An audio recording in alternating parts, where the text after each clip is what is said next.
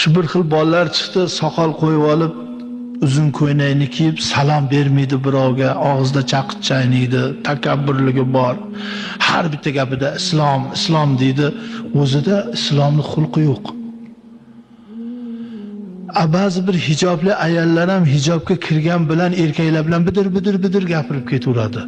Gap o'rgatadi, aql o'rgat. Bunaqa emasdi. Hayo bo'lsin, ibo bo'lsin, erkakning ishiga aralashma. Mana shu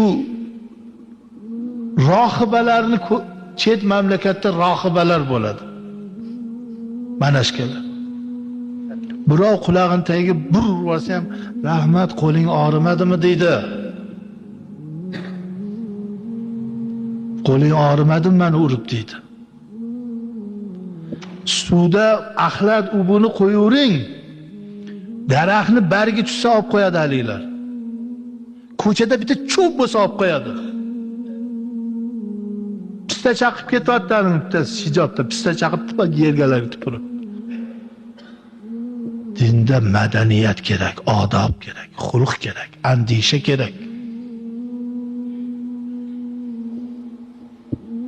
Yana nimaga bundoqmiz deyiladi.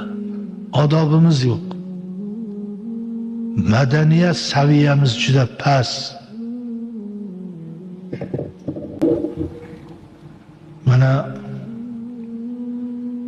tun chet mamlakatga hozir borsangiz, musulmonlar desa boshqacha qaraydigan. Bo'lmasam eng odob, eng xulqning go'zalligi, eng madaniyat bizning dinimizda. Nimaga bunday bo'lyapti? O'sha xulqqa e'tibor bermasdan kiyimga kuch berilyapti-da, ko'rinishga. Ko'rinish bo'lgan bilan dilam toza, iymon, e'tiqod bo'lish kerak-ku. Hali Alloh aytgandek islomdaman deyishyapti, bo'ysunishganu iymonlari yo'q bularni. Iymon bo'lish kerak. Al hayo minal iymon.